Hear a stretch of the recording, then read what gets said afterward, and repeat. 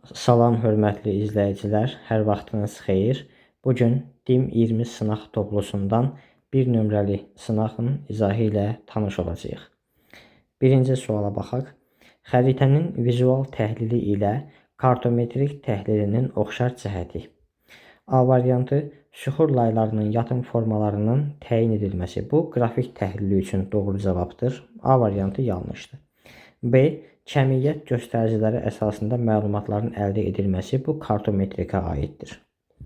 Xəritələrə əsasən relyef profilinin çəkilməsi bu da qrafik təhlilə əsaslanır. D variantı kartoqrafik təsvirdən məlumatların əldə edilməsi. Bu həm vizual təhlili üçün, həm də kartometrik təhlili üçün oxşar cəhətdir. Doğru cavab D variantı. Y variantı dərəcə toru və miqyasın köməyi ilə hesablamaların aparılması bu kartometrikə aiddir. İkinci sual. Uyğunluğu müəyyən edin. Topoqrafik xəritələr, icmal topoqrafik xəritələr və icmal xəritələr. Bunları miqyaslarla uyğunlaşdırmaq lazımdır. Topoqrafik xəritələr böyük miqyaslı xəritələrdir. 1/10.000-dən 1/200.000-ə qədər olan xəritələr topoqrafikdir. Deməli, birinciyə biz 1/20.000-i və 1/70.000-i yaza bilərik. Birə A və Y. İkinci icmal topoqrafik. Bu orta miqyaslı xəritələrdir. 200.000-dən 1 milyona qədər olanlar orta miqyaslıdır. 2-yə D uyğundur. İcmal xəritələr isə kiçik miqyaslı xəritələrdir. 1/1 milyon və 1/3 milyon icmal xəritələrə aiddir. 3-ə də B və C uyğun gəlir. Doğru cavabımız olacaq A variantı. Üçüncü sual. Bakıdan 270 dərəcə azimutda və 3416 kilometr məsafədə yerləşən məntəqənin coğrafi koordinatını müəyyən edin. İlk öncə Bakının koordinatlarını qeyd edək. Bakı 50 dərəcə şərq uzunluğunda və 40 dərəcə şimal enliyində yerləşir. Bu məntəqə isə Bakıdan 270 dərəcə azimutda, yəni qərbdə yerləşəcək və 3416 kilometr məsafədə. Biz ilk öncə 3416 kilometrin neçə dərəcəyə bərabər olduğunu tapmalıyıq. Bunun üçün 40 dərəcə şimal enliyi üzərində 1 dərəcə qövsün uzunluğundan istifadə edirik. Yəni 3416-nı böləcəyik 85,4-ə. O da olacaq 40 dərəcə. Yəni bu məntəqə Bakıdan 40 dərəcə qərbdə yerləşir. Bakı 50 şərq uzunluğundadır. 50-dən 40 çıxarıq, qalacaq 10 dərəcə şərq uzunluğu. Deməli, məntəqə 10 dərəcə şərq uzunluğunda və 40 dərəcə şimal enliyində yerləşir. Doğru cavab olacaq Y variantı. Dördüncü sual. 1/5 milyon miqyaslı xəritədə 20 dərəcə şərq uzunluğu və 10 dərəcə qərb uzunluğu arasında 60 dərəcəlik paralel üzrə məsafə 20 sm olarsa, təhrifi hesablayın. Təhrifi hesablamaq üçün məntəqələr arasındakı məsafəni həm miqyasa əsasən, həm də 1 dərəcəlik qövsün uzunluğuna əsasən hesablayıb, daha sonra alınan cavabları bir-birindən çıxırıq. Sonda aldığımız cavab təhrifin kəmiyyətidir. Hesablayaq. İlk öncə miqyasa əsasən məsafəni hesablayaq. Miqyası izahlaya çevirsək, 100.000-ə bölərik. Olacaq 1 sm-də 50 kilometr, 20 sm-də də x kilometr. Buradan x bərabərdir. 20 vurulsun 50, o da bərabər olacaq 1000 kilometr. Deməli, miqyasa əsasən iki məntəqə arasındakı məsafə 1000 kilometrə bərabərdir. Bir də bu məsafəni paralel qövsünə görə hesablayaq. Məntəqənin biri 20 şərq uzunluğunda, digəri 10 dərəcə qərb uzunluğundadır. Aradakı dərəcə fərqini tapsaq, fərqli yarımkürə olduğuna görə toplayırıq. 20 + 10 olacaq 30 dərəcə. Və biz bu məsafəni 60 dərəcəlik paralel üzrə hesablayırıq. 60 dərəcə paraleldə də 1 dərəcə qövsün uzunluğu 55,8 kilometrə bərabərdir. O zaman 30 dərəcənin neçə kilometr olduğunu tapmaq üçün 30-u 55,8-ə vurarıq. Bərabər olacaq 1674 kilometr. Deməli, paralel qövsünə görə məntəqələr arasında 1674 kilometr, miqyasa əsasən 1000 kilometr məsafə fərqi var. Tərifi tapmaq üçün bu məsafələri bir-birindən çıxarıq. Yəni 1674-dən 1000 kilometr çıxsaq, qalacaq 674 kilometr. Bu da tərif deməkdir. Doğru cavab Y variantıdır. 5-ci sual. 50 dərəcə və 20 dərəcəli paralel çevrələri arasında uzunluq fərqini hesablayın. Paralel çevrələri arasında uzunluq fərqini tapmaq üçün iki yolla getmək olar. Birincisi, ayrı-ayrılıqda paralellərin uzunluğunu hesablayıb sonra onları bir-birindən çıxmaq olar. Bu daha uzun yoldur. Həmçinin də rəqəmlər böyük olduğu üçün hesablama daha çox vaxt aparır.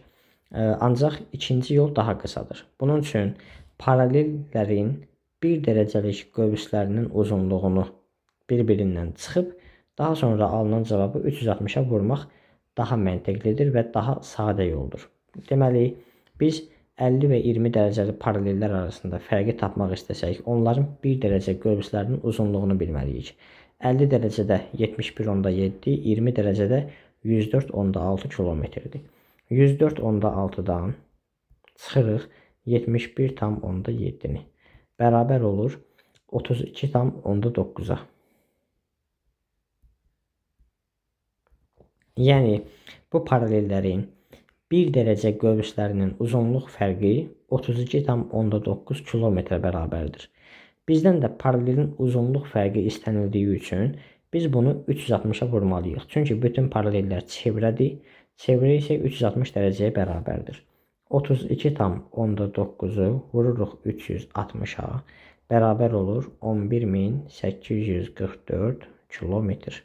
Doğru cavab C variantıdır.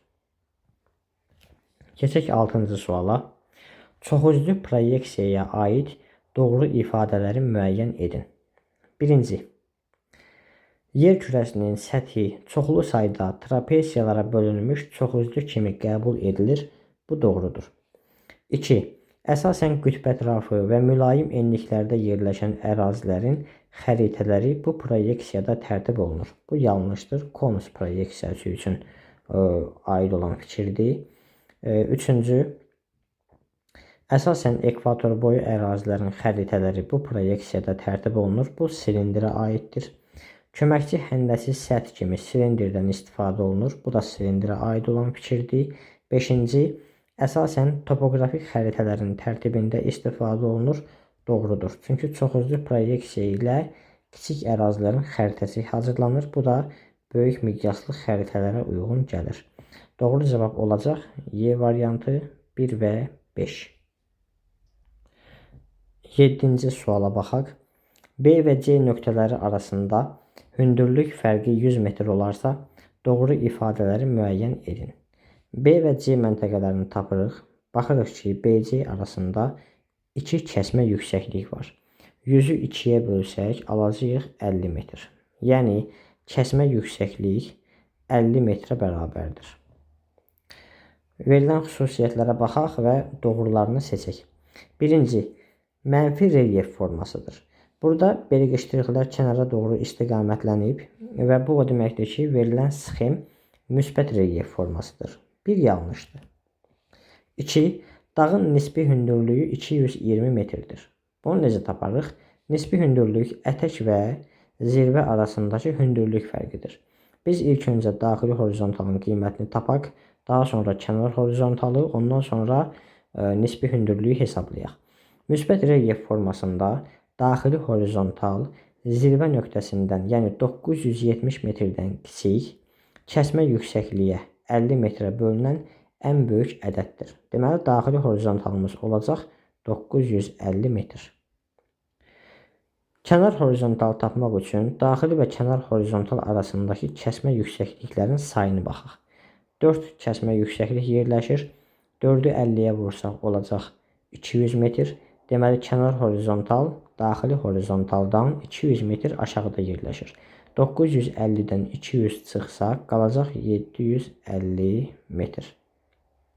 Kənar horizontalı tapdıq. Zirvə nöqtəsini bilirik. Nisbi hündürlüyü hesablamaq olar. 970-dən 750-ni çıxırıq, qalır 220 metr. Deməli, dağın nisbi hündürlüyü 220 metrdir. İkinci fikir doğru olur. 3. A nöqtəsi dəniz səviyyəsində yerləşir. A nöqtəsi kənar horizontalın üzərindədir və kənar horizontal 750 metr yüksəklikdədir. Dəniz səviyyəsi isə 0 metrə bərabər olmalıdır. Üçüncü fikir yanlışdır. 4. Kəsmə yüksəkliyi 100 metrdir. Kəsmə yüksəklik 100 metr yox, 50 metrdir. 4 də yanlışdır. 5. B və D nöqtələrinin mütləq hündürlükləri 800 metrdir. Hesablayaq.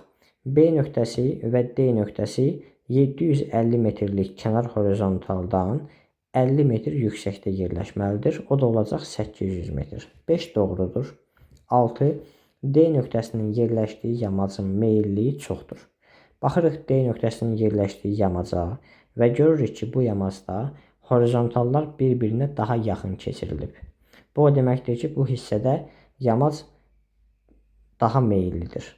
Yəni yamac daha dikdir. Doğru cavab 6 da doğrudur. Cavab olacaq 2, 5 və 6. B variantı doğru cavabdır. 8-ci sual. Eyni meridian üzərində olan A məntəqəsi 44 dərəcə şimal enliyində, B məntəqəsi 24 dərəcə şimal enliyində yerləşir. A məntəqəsinin B-dən hansı azimutda yerləşdiyini və bu məntəqələr arasındakı həqiqi məsafəni müəyyən edin. Əvvəlcə A və B məntəqələrini sxem üzərində göstərək. Bura bir dənə meridian çəkirik. A məntəqəsi 44 şimal enliyində, bura olsun 44 şimal və A məntəqəsi, bura olsun 24 şimal və B məntəqəsi. Deyilir ki, A məntəqəsi B-dən hansı azimutda yerləşir? A məntəqəsi B-dən şimal istiqamətində, yəni 0 dərəcəli azimutda yerləşir. A, C və D variantları doğru ola bilər. Daha sonra bu məntəqələr arasında məsafə bizdən istənilir. Məsafəni tapmaq üçün ilk öncə coğrafi enlik fərqini tapmaq lazımdır. 44-dən 24 çıxsa qalacaq 20 dərəcə. Meridian üzərində 1 dərəcə qövsün uzunluğu 111 kilometr olduğuna görə 20-ni vururuq 111-ə, olur 2220 kilometr. Doğru cavab C variantıdır. 9-cu suala baxaq. Sxemə əsasən aralarında ən qısa və ən uzun məsafə olan məntəqələri müvafiq olaraq müəyyən edin. Baxırıq, burada ən qısa məsafə kimi biz BC-ni götürə bilərik. Ən qısa məsafə kimi. Çünki onların arasında 10 dərəcə coğrafi uzunluq fərqi var. Və hər ikisi də 10 dərəcə şimal enliyində yerləşirlər. BC ən qısa məsafə ola bilər. Daha sonra ən uzun məsafəyə baxaq. Ən uzun məsafə YF məsafəsi uyğun gəlir. Doğru cavabımız olacaq elə C variantı. Bunları bir-bir hesablamaqda olar. Yəni hamısını variantlara uyğun olaraq hesablayıb da tapmaq olar. Belə sxemə baxanda da tapmaq olar. Çünki ekvatordan uzaqlaşdıqca 1 dərəcə paralel qövsünün uzunluğu qısalır. Deməli, məntəqələr arasında da məsafə qısalacaq. Və yaxud ekvatora doğru yaxınlaşdıqca məsafə böyüyür. Ancaq coğrafi uzunluq fərqini də nəzərə almaq lazımdır. 10-cu suala baxaq. Eyler-Venn diaqramına uyğun bəndləri müəyyən edin. Plan və xəritənin oxşar və fərqli cəhətlərini müəyyənləşdirək. 1. Hər hansı bir məntəqənin coğrafi koordinatlarını müəyyən etmək mümkündür. Coğrafi koordinatları xəritə üzərində müəyyən edə bilərik. Çünki planda meridian və paralellər göstərilmir. 2-yə 1 aiddir. 2. Müxtəlif təyinatlı infrastruktur obyektləri təsvir edilir. Bu plan üçün doğru fikirdir. 1-ə 2 aiddir. 2 məntəqə arasında məsafənin ölçülməsi mümkündür. Hər ikisində məntəqələr arasındakı məsafəni hesablamaq olar. 3 ortaq cəhətdir. 4. Daha dəqiq təsvir hesab olunur. Plan daha kiçik ərazini əhatə etdiyi üçün daha dəqiq təsvir vasitəsidir. 5. Müxtəlif coğrafi hadisə və prosesləri təsvir etmək mümkündür. Bunu xəritə üçün demək olar. 2-yə 5 uyğundur. 6. Tərtib olunmasında miqyas və şərti işarələrdən istifadə olunur. Həm plan, həm də xəritə üçün uyğun fikirdir.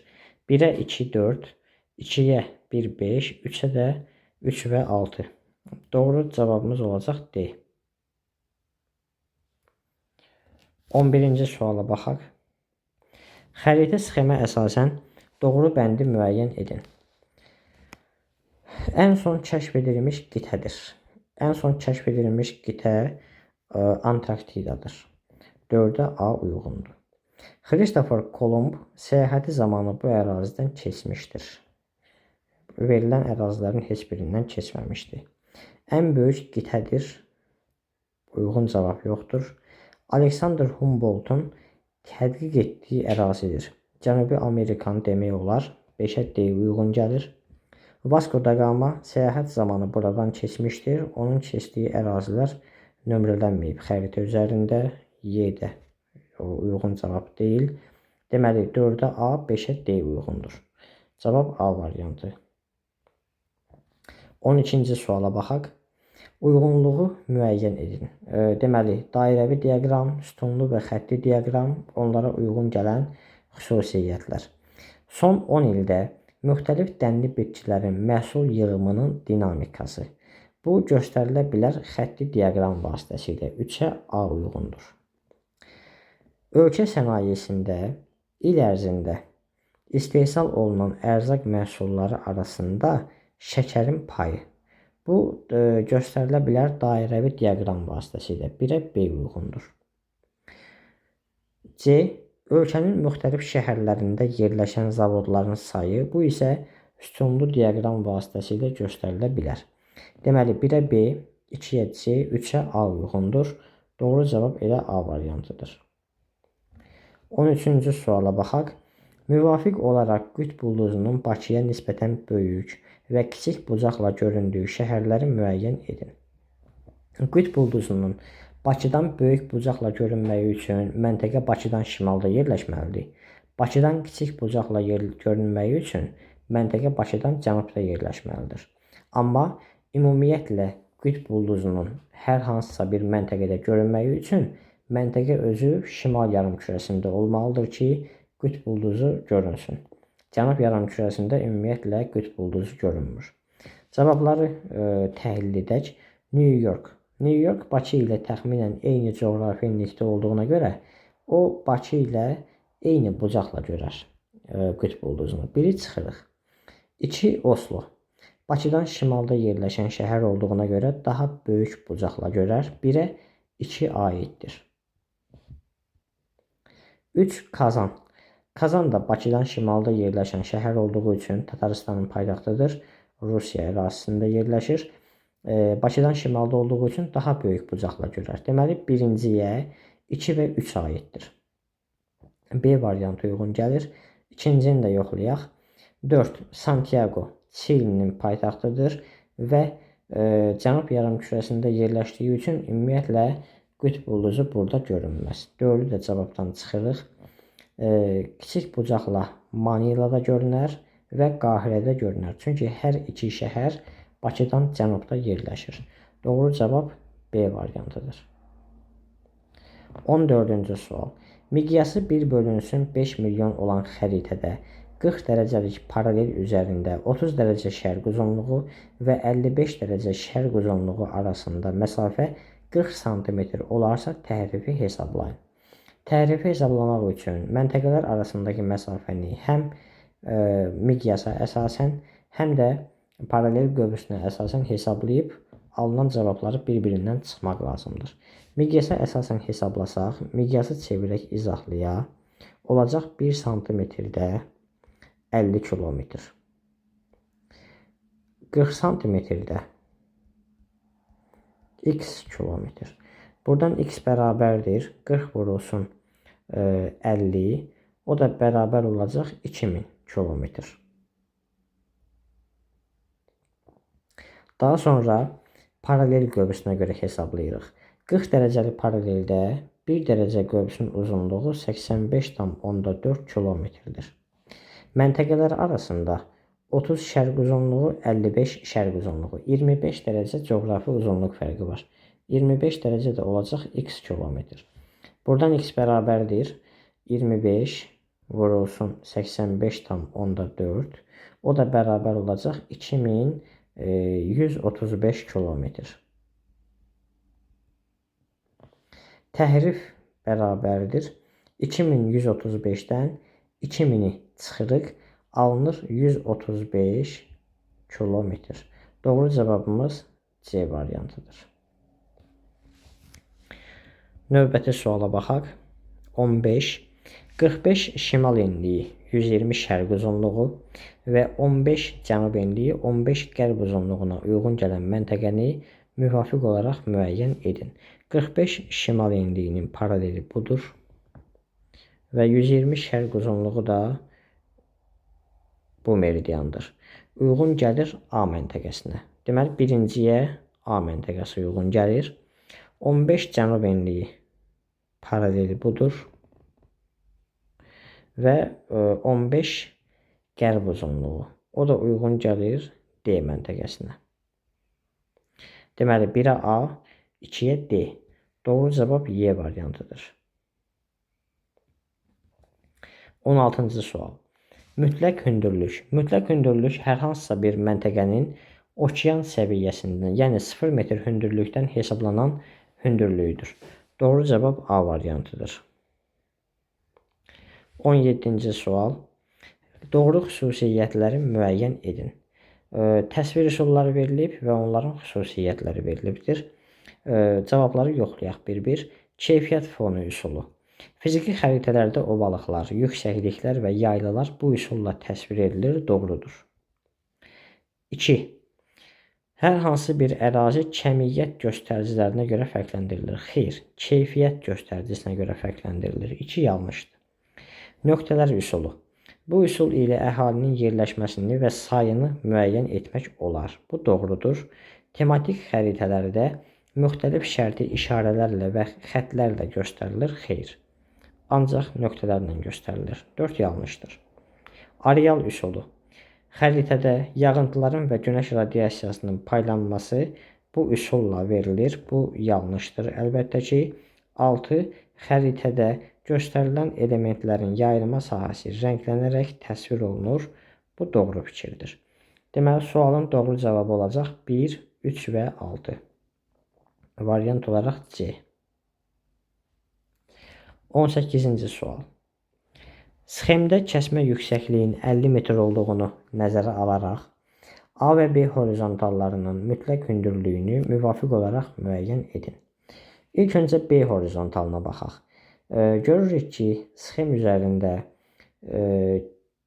horizontalların üzərində yox, horizontallardan kənarda 238 metr hündürlük göstərilib və müsbət relyef formasıdır. Yəni, hündürlük kənardan mərkəzə doğru artmalıdır. Buradan belə nəticəyə gəlirik ki, B horizontalı 238-dən böyük olmalıdır. Amma eyni zamanda 50-yə bölünən ən kiçik ədəd olmalıdır. Bu 250 metrdir. Yəni, B horizontalı 250 metr yüksəklikdədir. Daha sonra keçirik A horizontalını müəyyənləşdirməyə. A horizontalı kənar horizontaldır və kənar horizontalla daxili horizontalı arasında 3 kəsmə yüksəklik yerləşir. 3-ü 50-yə vursaq olacaq 150 metr. 250-dən də 150 çıxsa qalacaq 100 metr. Deməli, A horizontalı 100 metr hündürlükdə, B horizontalı 250 metr hündürlükdə yerləşir. Müvafiq olaraq A, B-ni tapın dediyinə görə birinci A-nın hündürlüyü 100 metr, ikinci B-nin hündürlüyü 250 metr qeyd olunmalıdır. Ancaq cavab variantlarında belə bir ardıcıllıq yoxdur. 19-cu sual. Xəritədə eyni meridian üzərində olan A məntəqəsi 76 şimal enliyi, B məntəqəsi 16 cənub enliyindədir.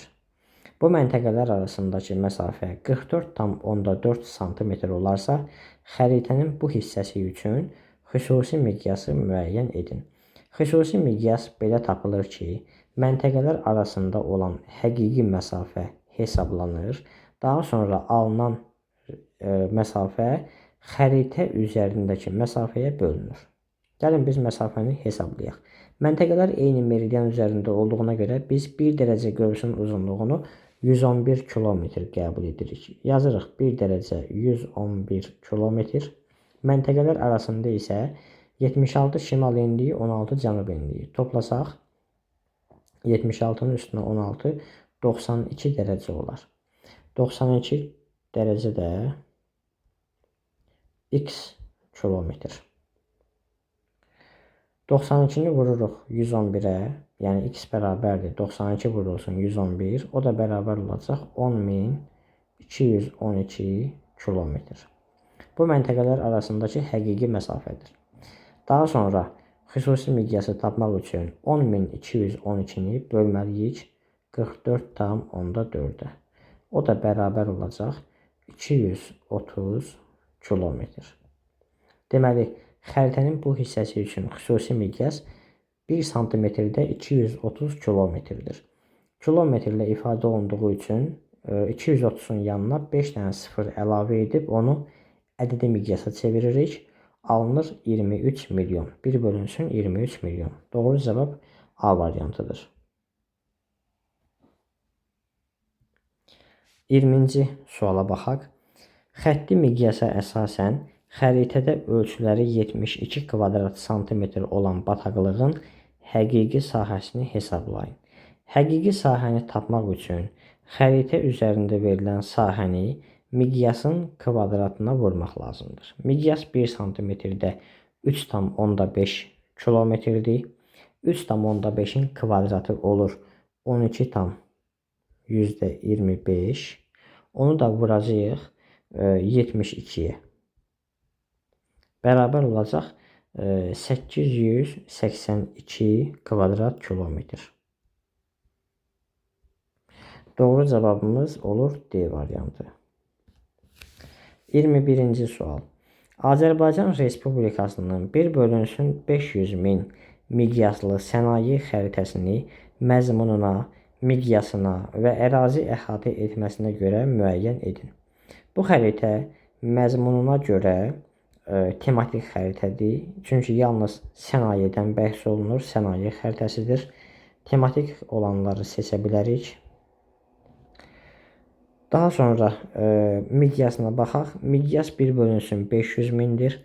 1 bölünsün 200 min ilə 1 bölünsün 1 milyon arasında yerləşir. Yəni orta miqyaslı xəritədir. B-də böyük miqyaslı verilib, yanlışdır. Qalır Y variantı. Ərazi əhatə etməsinə görə isə ölkələrin və onların hissələrinin xəritəsidir. Doğru cavab Y variantı olacaq. Növbəti suala baxaq. 22. B məntəqəsindən hərəkətə başlayan səyahətçi 270 dərəcə azimutla 4270 kilometr yol getdi.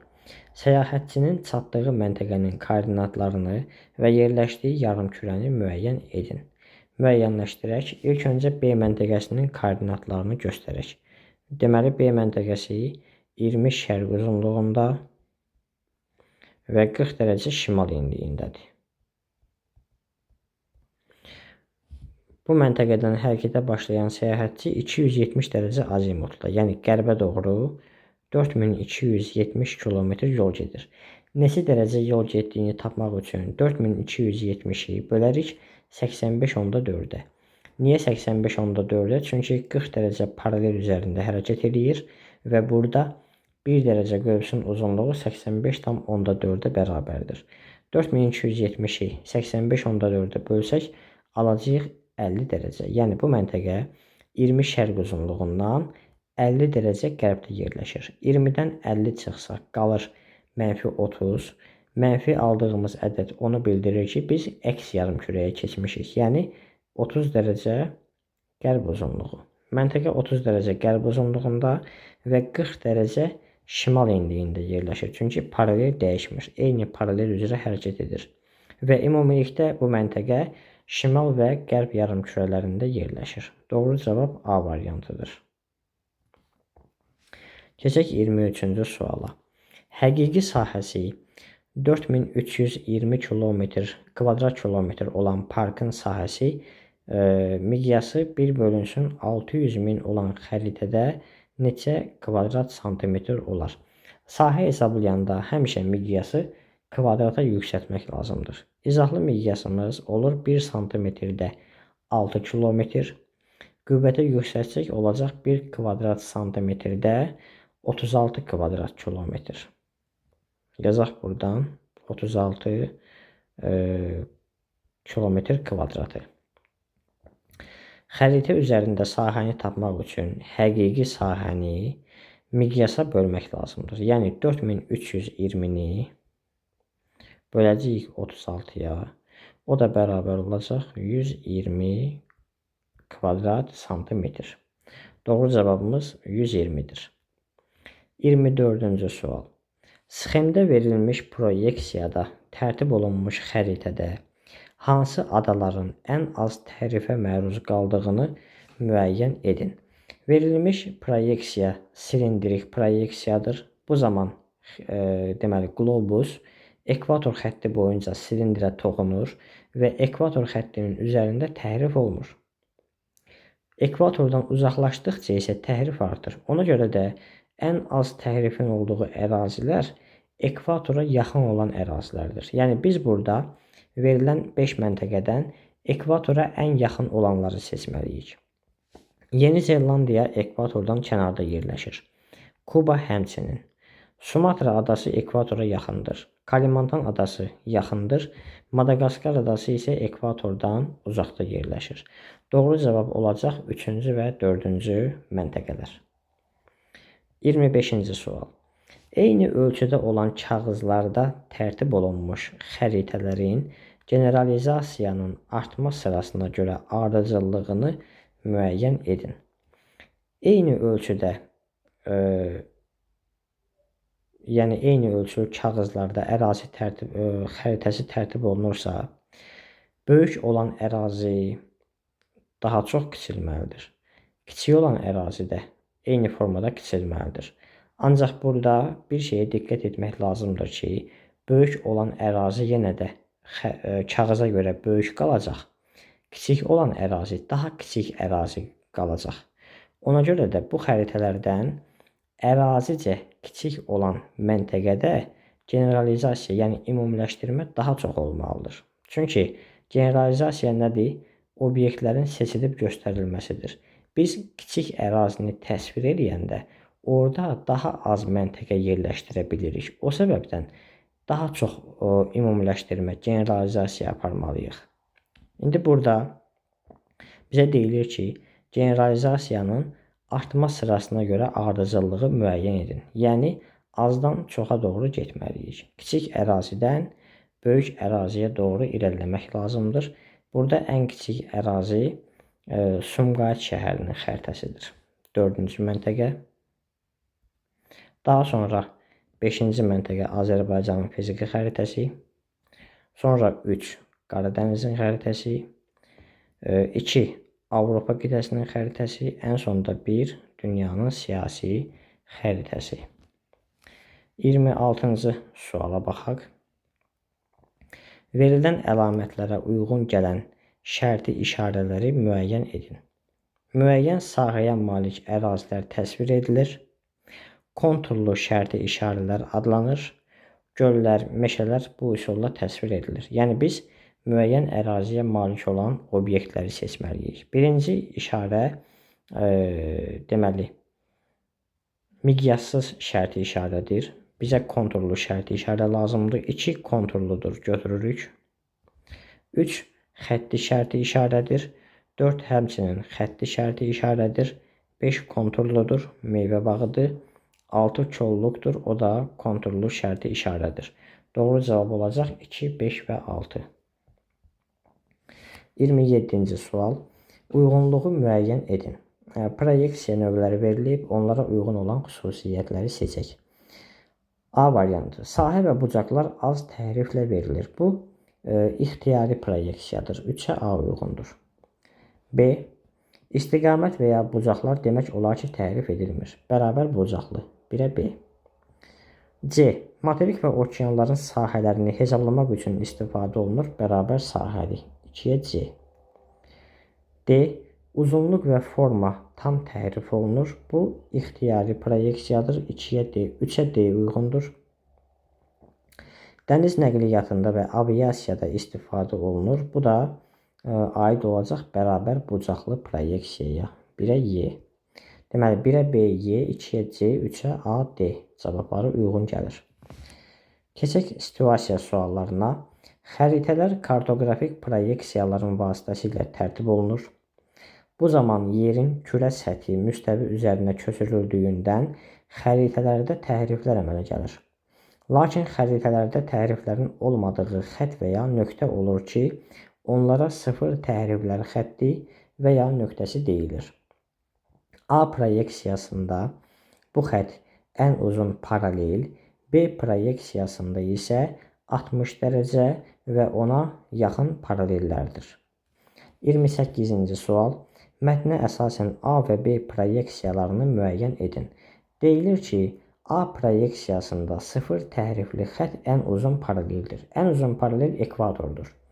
Ekvatorun təhrifsiz olaraq göstərildiyi proyeksiya silindrik proyeksiyadır. Yəni A proyeksiyası olacaq silindrik proyeksiya. Keçək B proyeksiyasına. B proyeksiyasında isə 60 dərəcə və ona yaxın paralellər təhrifsiz olur. Bu proyeksiya isə konus proyeksiyasıdır. 29-cu sual. A və B proyeksiyalarında meridian və paralellərin nə cür təsvir olunduğunu müvafiq olaraq müəyyən edib yazın. Silindrik proyeksiyada, yəni A proyeksiyasında paralellər və meridianlar bir-birləri ilə kəsişən düz xəttlər şəklində göstərilir və burada meridianlar paralellərə perpendikulyar şəkildə verilir. B proyeksiyasında, yəni konus proyeksiyasında paralellər qövsvari formada göstərilir. Qövsvari formada, meridianlar isə bir nöqtədən çıxan düz xəttlər kimi təsvir olunur. Sonuncu suala baxaq. 30 nömrəli test tapşırığı. Mətnə əsasən cədvəli tamamlayın.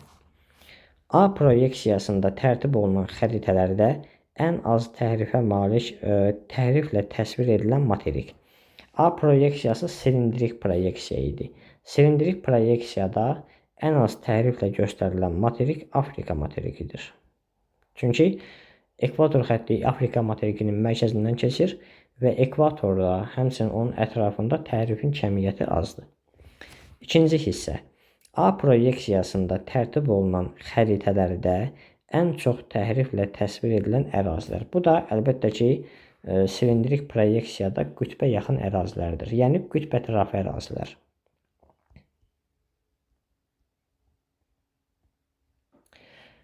Sonuncu sütuna baxaq.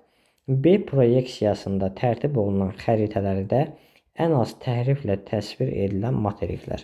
B proyeksiyası konus proyeksiyasıdır. Konus proyeksiyasında Avrasiya və Şimali Amerika materikləri daha az təhriflə təsvir olunur. Sualların izahı bu qədər. Sağ olun, diqqətiniz üçün hər birinizə təşəkkür edirəm. Növbəti dərslərimizdə görüşənədək.